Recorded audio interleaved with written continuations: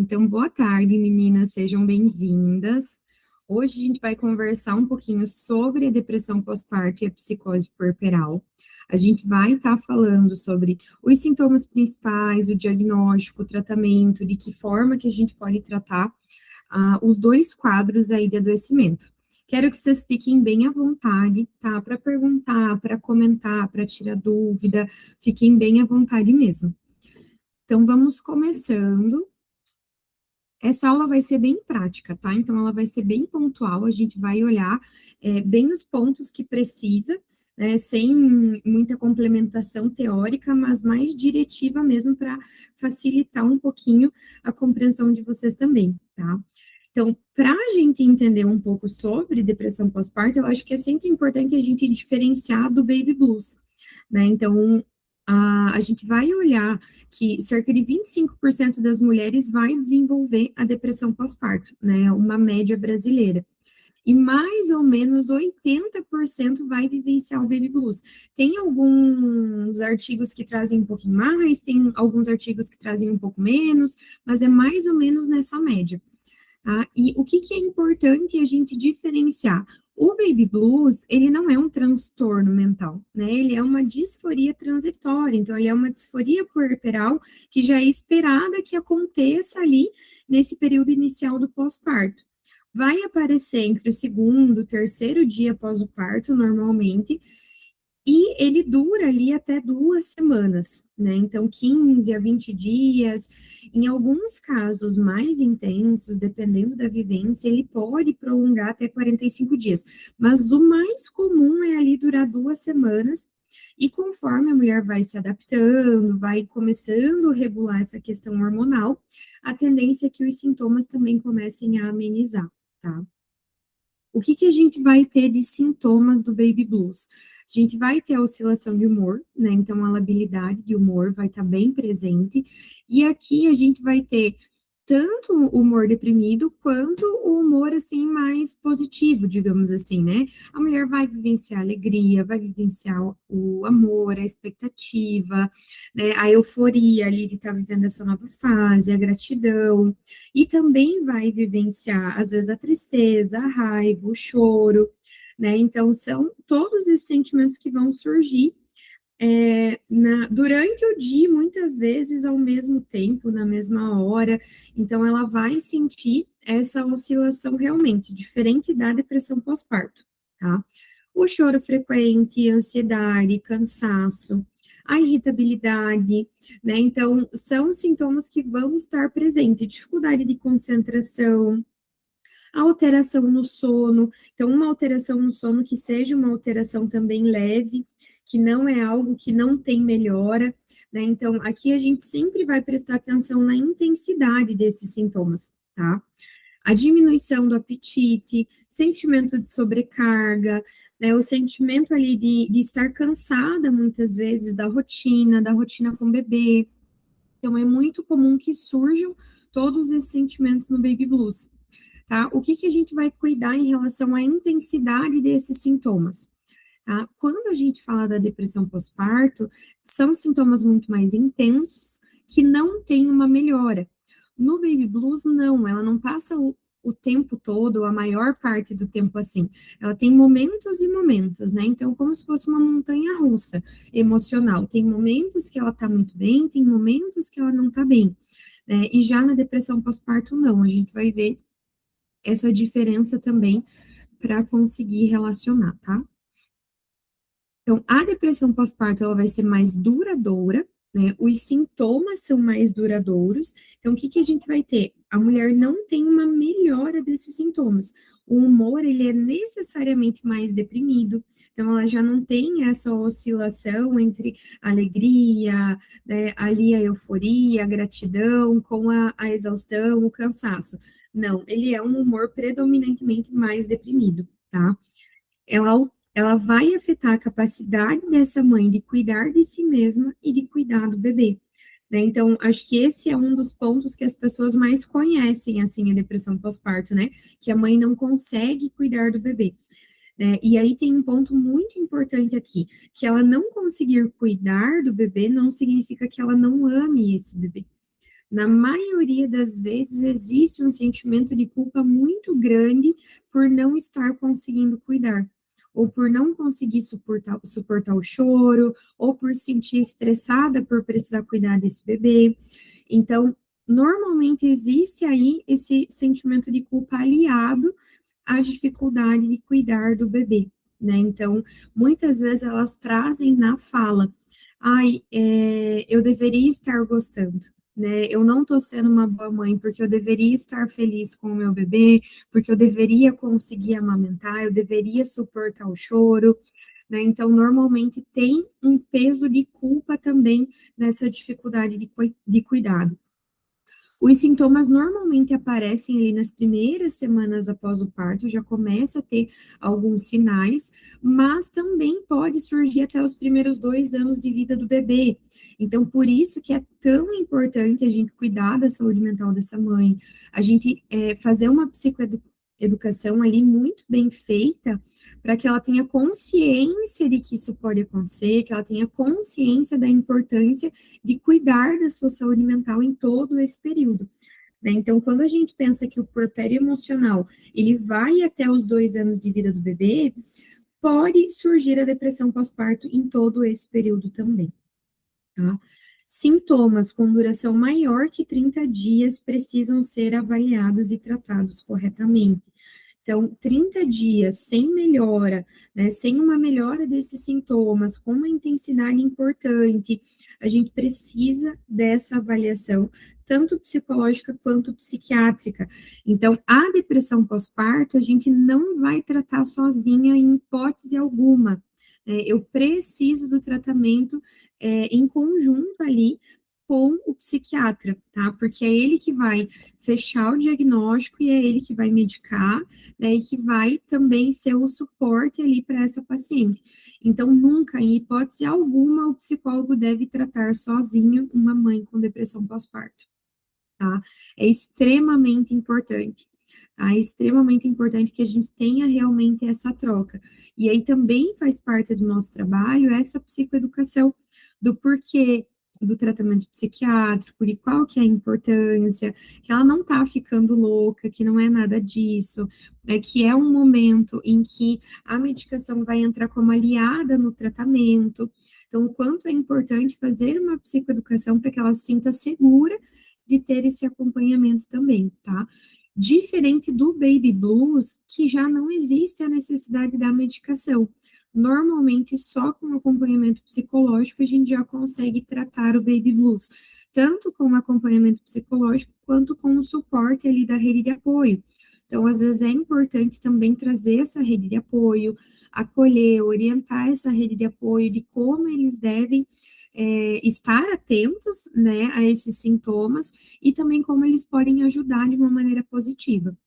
Então, a rede de apoio vai ser fundamental, tá? Em todo o tratamento dessa mulher, desde baby blues, quanto depressão, quanto psicose puerperal, em todo o processo mesmo, tá? Quais são os sintomas, então, da depressão pós-parto? Os principais sintomas aí. Humor persistentemente deprimido, né? Então, é um humor que a gente não tem uma melhora. O choro excessivo, então, o choro está presente também na maior parte do dia. A perda de prazer e interesse nas atividades do dia a dia, mesmo sendo coisas que essa mãe gostava de fazer antes, né? Então, mesmo coisas que tinha prazer em fazer antes, não sente mais esse prazer, não sente mais o interesse realmente nas coisas. Então, essa é como se, falando num senso comum, é como se perdesse o brilho mesmo, tá?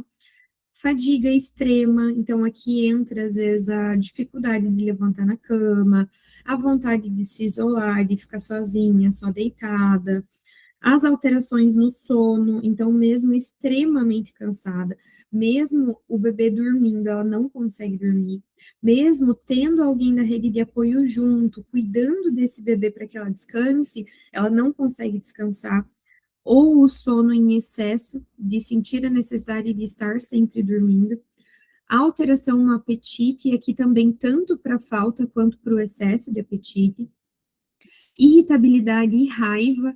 Então, todos os sintomas aqui, eles vão ser mais intensos do que no baby blues, né? Então, a irritabilidade, a raiva, aqui a gente tem explosões, a gente pode ter agressão física, então a intensidade é muito mais significativa mesmo.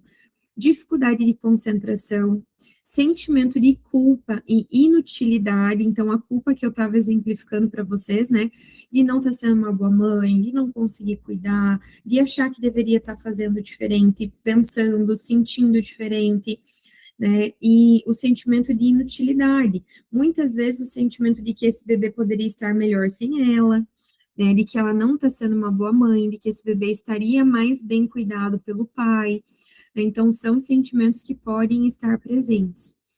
Pensamento de autolesão ou suicídio, tá? Então, normalmente a gente tem esses pensamentos presentes também, e a dificuldade de vinculação com o bebê. Então, isso é uma das coisas mais características, né, como a gente comentou. Mas essa dificuldade de vinculação, ela vai normalmente estar presente. E aí, essa dificuldade de vinculação, ela pode vir através das mais diversas falas, né? Ela pode vir do, eu não sei se eu consigo gostar desse bebê, ou ela pode vir do, eu não estou conseguindo amamentar, me irrita quando eu preciso colocar ele no seio, ou, por exemplo, também, eu não consigo lidar com o choro. Quando ele começa a chorar, eu sinto vontade de colocar uma almofada em cima do bebê para ver se ele para de chorar. Ou eu senti vontade de jogar o bebê pela janela só para ter um pouquinho de silêncio. Então, aí vem essas falas da dificuldade da vinculação, do risco realmente, às vezes, da gravidade mesmo do adoecimento mental. Então, é muito importante a gente estar bem atenta a todas essas falas que a mãe pode trazer, tá? Tudo bem até aqui, meninas? Tranquilo? Podem me mandar no chat também, tá? Beleza, obrigada, Elisandra. Qualquer coisa vocês vão me falando, tá? Então, mulheres que têm histórico de depressão pós-parto anterior têm 50% de risco maior de apresentar um novo episódio numa futura gestação.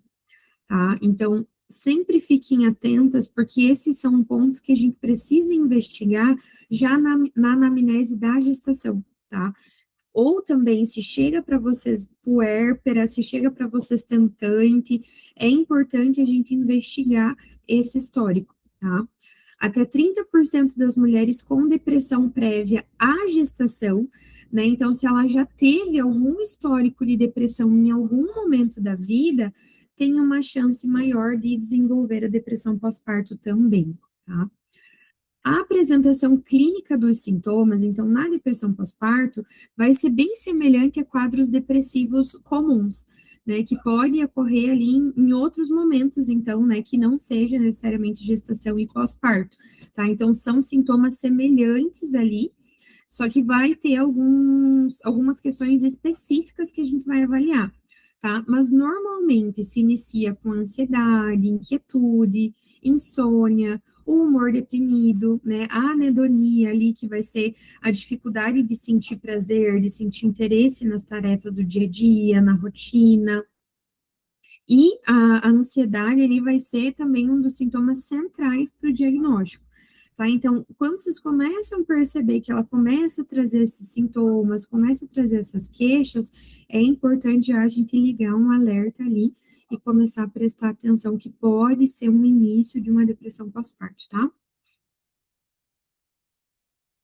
Agora vamos olhar então para a psicose puerperal, tá? Qual que é a diferença, quais são os sintomas, como que acontece?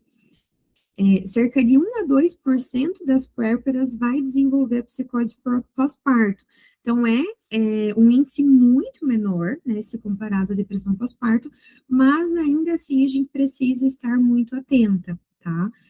Durante os 3 primeiros meses depois do parto, é um risco maior, tá? De 10 a 20 vezes de incidência ali de crises psicóticas. Então, até o terceiro mês pós-parto é o período de maior risco ali de uma crise psicótica, tá? Então, normalmente também tem início nas primeiras semanas do pós-parto, que a gente sabe que é o período mais intenso emocionalmente, né? Pensando de forma hormonal, na adaptação da rotina, toda essa parte.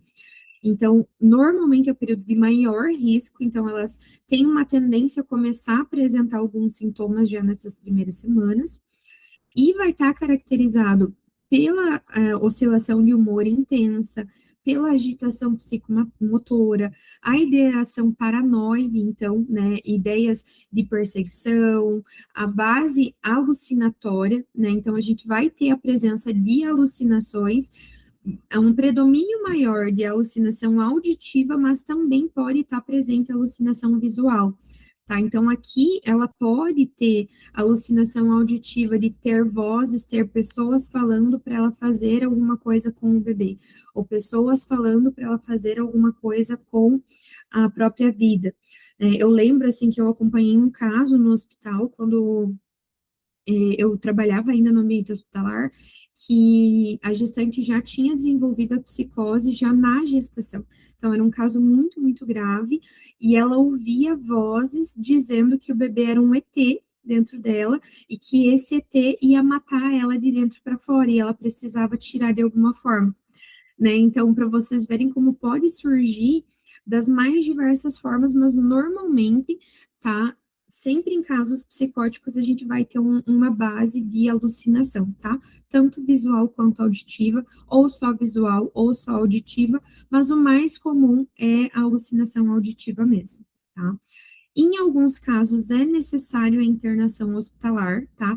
Principalmente quando tem um risco iminente ali de infanticídio e de suicídio, então é necessário a internação, a introdução de antipsicóticos e, se necessário, a introdução de antipsicóticos, a amamentação vai precisar ser cortada, né? A amamentação no seio. E também, em muitos casos de psicose puerperal, é contraindicado a amamentação justamente por ser um risco para o bebê, tá? Um risco para o bebê e para essa mãe também, porque esse contato, ele passa a ser extremamente agressivo, né? Então, ele tem uma função contrária do que ele deveria ter, né? Que seria ali a liberação de ocitocina, o fortalecimento do vínculo, o acolhimento, a segurança para esse bebê, né? Então, a gente tem um efeito contrário. Então, é um período de risco, é um contato de risco, então acaba sendo contraindicado aí a amamentação, tá? Em muitos desses casos, vamos pensar, tanto na depressão pós-parto, quanto na psicose puerperal, existem situações em que o bebê precisa ser afastado da mãe, né? Então, o ideal não é a gente forçar esse contato meio que goela abaixo, assim, né? O ideal é a gente respeitar o processo dessa mãe.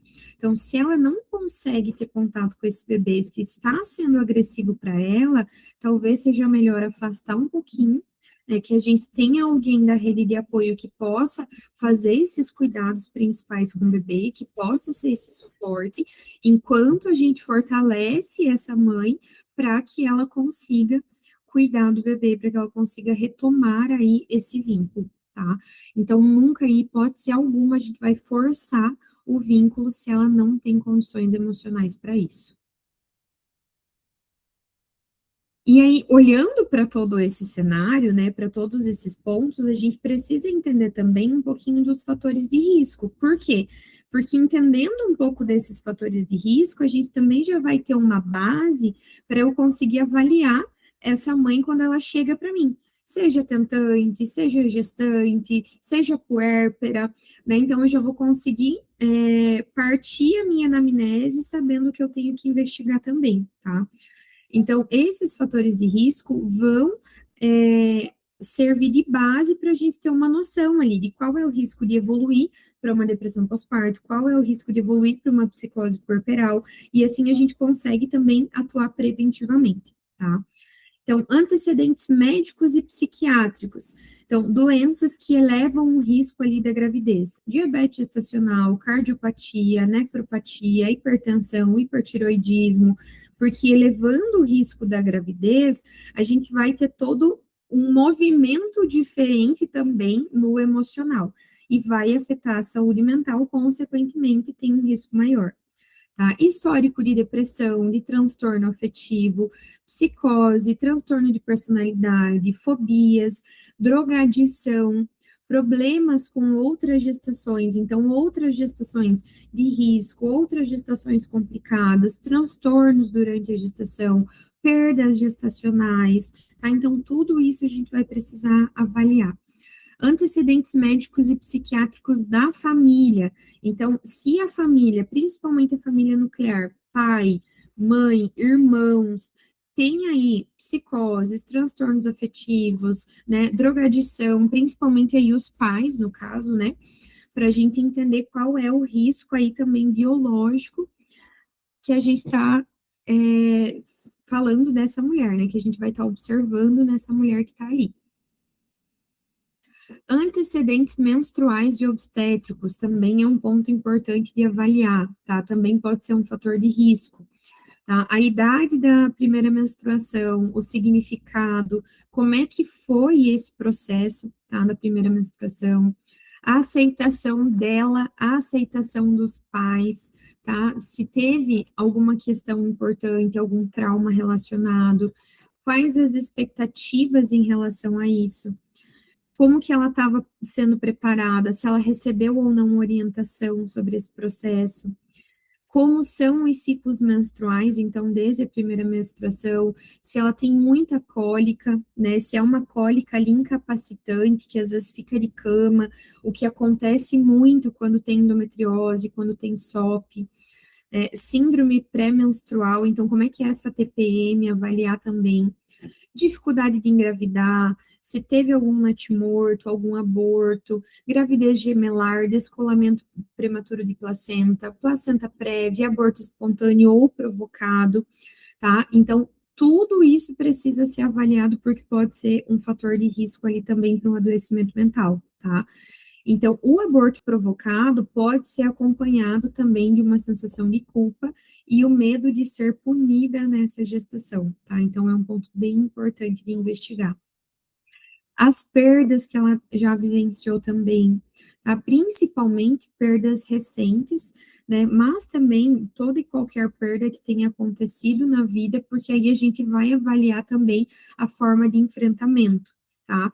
Então, doenças, separações, diminuição da condição socioeconômica, mortes, né, de pessoas próximas, até de pet, muitas vezes, já acompanhei casos assim que a gestante tinha um risco muito grande de adoecimento por conta da perca do pet durante a gestação. Então, é importante a gente dar atenção para tudo isso, tá? Avaliar padrões anteriores de resposta a essas crises. Então, uma tendência à depressão, mania, isolamento, tentativa de suicídio, abuso de drogas ou de álcool também, tá? Essas informações vão servir para nós de orientação, tá? Então, tanto se ela estiver passando por isso, quanto se às vezes passar por alguma situação dessa no decorrer da gestação, no decorrer ali do pós-parto, porque isso vai ser um guia ali de como ela também pode estar lidando caso uma situação dessa venha a acontecer, tá? Idade, tá? Então, a idade, quando uma gestação acontece em menores de 17 anos ou com mulheres com mais de 40 anos, é um fator de risco também para o adoecimento mental. Relacionamento com parceiro, então aqui o que que a gente vai olhar? Quanto tempo que estão juntos, como que é a comunicação desse casal, como que é o apoio, a colaboração mútua, tá? Processo de separação ou divórcio, se acontece, se não acontece, se está sendo mãe solo, né? Então, todo esse processo, atitude do pai da criança em relação à gravidez, como está sendo esse suporte, esse apoio, se existe, se não existe, tá? Porque o que que a gente vai olhar? Quando não tem o apoio do parceiro, existe um risco maior comprovado cientificamente de adoecimento mental, tá? Tanto de ansiedade gestacional, ansiedade pós-parto, quanto de depressão pós-parto, quanto de psicose puerperal, então a gente tem um risco aumentado, tá? Em relação à profissão dessa mãe, tá? Então, se ela percebe a gestação como uma ameaça ali à profissão dela, como se ela tivesse sendo ameaçada, assim, em parar de produzir, porque a gente sabe que na gestação acontece uma regressão. né? Então, o cognitivo fica mais lento, o corpo fica mais lento, ela fica sonolenta, então ela não vai produzir como se não estivesse grávida. E para muitas mulheres isso se torna agressivo, como se fosse algo realmente ruim e como se o bebê estivesse atrapalhando, né? Então, é um ponto que indica um fator de risco, tá? Às vezes, preconceito de colegas de trabalho, mudança de tratamento dentro da empresa, profissões que podem trazer o risco ali ao bebê, né? Seja um trabalho muito tempo em pé, seja um trabalho muito pesado fisicamente, seja em ambientes que pode trazer esse risco, por exemplo, em UTIs, que a gente tem um risco de infecção, né? Ambiente hospitalar, atividade física exagerada, períodos longos de trabalho, viagens, então tudo isso a gente precisa entender porque pode estar relacionado aí a um adoecimento mental também, tá? Tudo bem até aqui, meninas? Tá dando para acompanhar? Tá tranquilo? Me deem um sinal de vida aí para eu saber que tá tudo certo. Tudo certo? Beleza. Muita informação, concordo. Concordo, meninas, essa aula vai ficar gravada, tá? Eu vou subir ela no YouTube, vou disponibilizar para vocês ali na nossa comunidade. Eu sei que é bastante informação, mas ela também vai ficar disponível caso vocês queiram ver de novo, né, ou recapitular alguma informação, tá? Fiquem tranquilas. Continuando, então, nos fatores de risco, tá? Mudança de emprego, tá? Então, tanto da mulher grávida ou ali da puérpera, quanto do companheiro, tá? Porque isso vai implicar em adaptação, em mudança de rotina, tá? Então, tanto uma promoção quanto a perda de emprego, porque tudo vai trazer consequência ali, né? Seja financeira, seja de rotina, seja do funcionamento familiar, né? Então, tudo isso pode acarretar ali no desenvolvimento de uma ansiedade, de sintomas depressivos, então, também é um ponto importante da gente estar avaliando, tá? Às vezes, alteração de carga horária, mudança de salário, tá? Às vezes, mudança de cidade também pode acontecer, tá? Já acompanhei gestantes que o marido tinha um emprego que tinha o risco de mudança de cidade e aconteceu de mudar duas, três vezes de cidade entre a gestação e o puerpério, né? Então, o quanto isso se torna agressivo, porque não consegue fixar uma rede de apoio, não consegue fixar uma rotina, né? Às vezes não consegue fixar nenhuma rede de apoio profissional. Então, o quanto é importante avaliar tudo isso, tá? Além de sintomas ansiosos e depressivos, a gente pode ter também aqui sensação de insegurança, de abandono, né, de estar sozinha, né, então o quanto isso reflete e se intensifica nesse período aí gestacional e de pós-parto, tá? Relacionamento com os outros filhos, tá? Tanto desse casal ou de relacionamentos anteriores, tanto só da mulher quanto só do homem, tá? A aceitação ou não desses outros filhos com relação à chegada desse novo bebê, tá? Como que vai sentir as mudanças de rotina da mãe, do ambiente, né? A relação com os pais, né, essa capacidade da mãe também de tolerar as atitudes da criança, as expressões da criança, às vezes de ciúme, de rejeição, de agressividade, né? Ou até, por exemplo, de regressão, que é muito comum o irmão mais velho ter uma regressão de comportamento, né, com a chegada do irmão mais novo. Então, também a importância de avaliar como eles estão lidando como pais com toda essa situação, tá?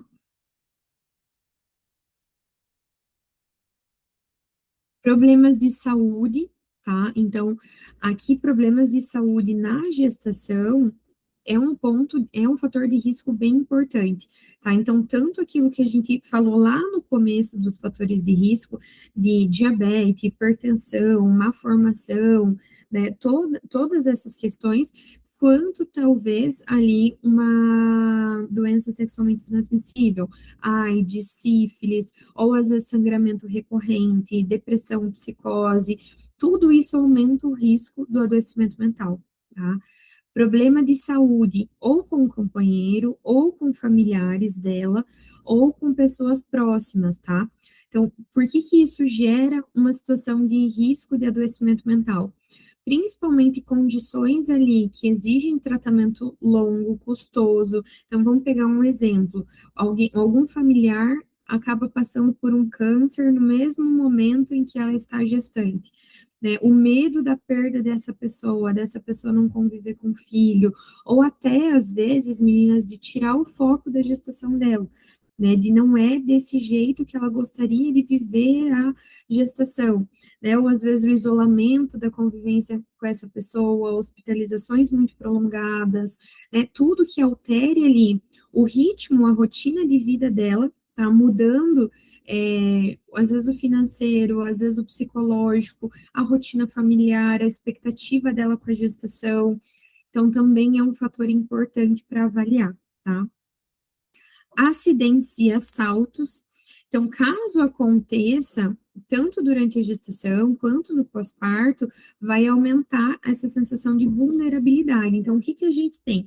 A gente tem uma mulher que já está num período extremamente sensível e vulnerável, por toda a questão hormonal, por toda a questão de adaptação, e aí, caso aconteça algo nesse sentido, a gente intensifica muito mais, né? Então, aqui também pode ser, por exemplo, um acidente com o bebê, sei lá, o bebê cair da cama, por exemplo, rolou, caiu da cama, né? Então, também pode ser um acidente ali que ela vai ficar, né, muito mais ansiosa, muito mais preocupada, e que é um risco aí, ou, por exemplo, o bebê se afogar, né, algo que as mães têm muito medo.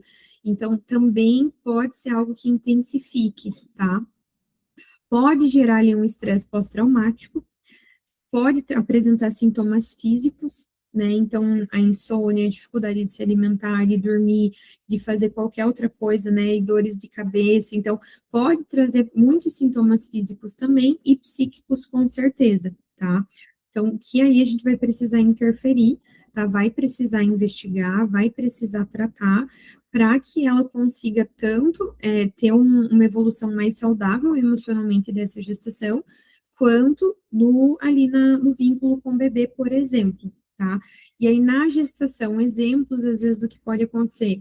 Ela cair um tombo, ela bater a barriga, né? Então, acidentes que podem acontecer que vão gerar aí toda essa ansiedade. Então, são alguns exemplos do que é mais comum, mas também pode acontecer, por exemplo, um assalto, um acidente de carro, algo nesse sentido, também, né?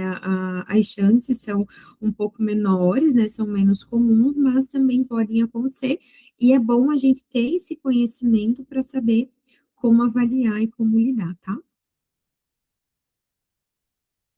Eu sei que é bastante informação, né? São muitos fatores de risco, eu trouxe os principais aqui para vocês avaliarem.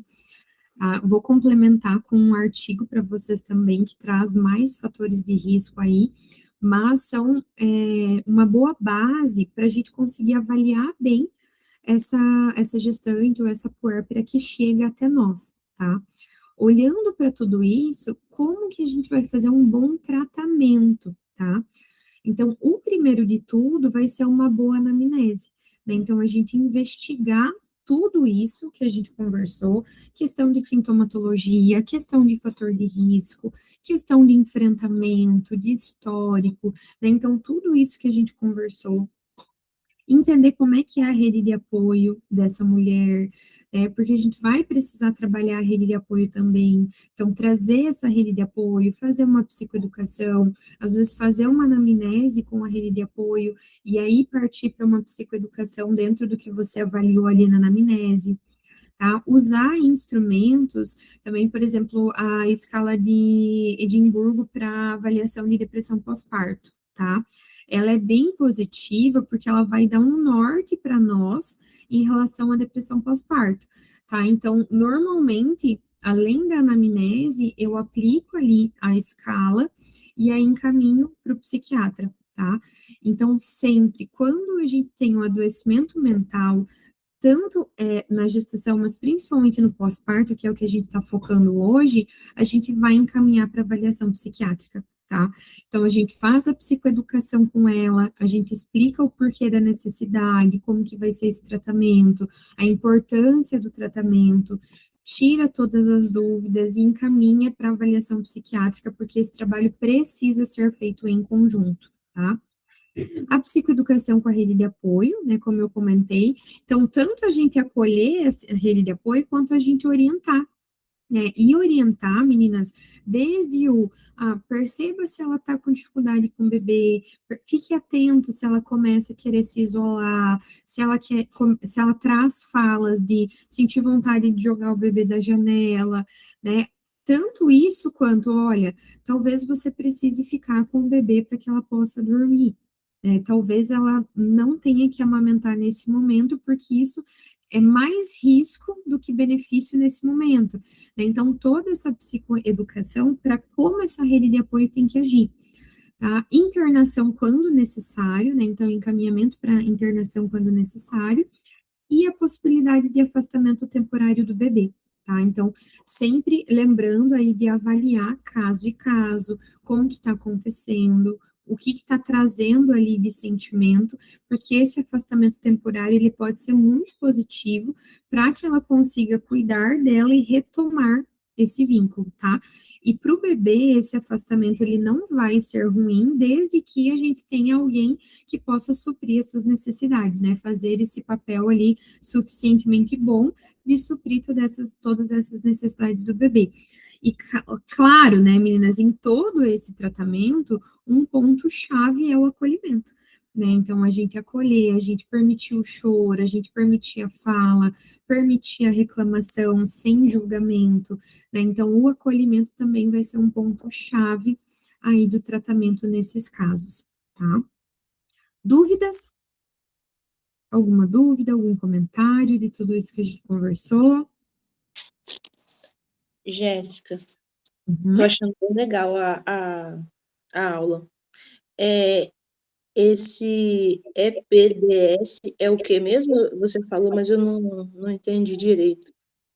Ele é uma escala, Leti, é a escala de avaliação para depressão pós-parto, tá? Ele é uma escala que a gente pode utilizar, que ajuda a avaliar ali os sintomas de depressão pós-parto, então ele vai indicar o quanto ali a gente pode entender que essa mulher está num nível ali baixo, médio ou um nível alto ali em relação aos sintomas. Então, é uma escala bem positiva, tá? Depois eu mando o nome dela lá para vocês na comunidade também, completinho, para vocês terem, tá? Ah, sim, entendi, obrigada. Imagina, imagina. Beleza, então, meninas. Muito obrigada pela participação de vocês, tá? Fico feliz de trazer mais uma aula aqui da nossa comum, nossas aulas mensais, tá? Vou deixar disponibilizado lá na plataforma e aviso vocês também quando estiver disponível. Qualquer dúvida, me mandem mensagem ali no WhatsApp, vamos conversando e espero vocês no mês que vem, né? Que mês que vem temos mais uma aula da nossa comunidade, tá? Um beijo, ótimo final de semana.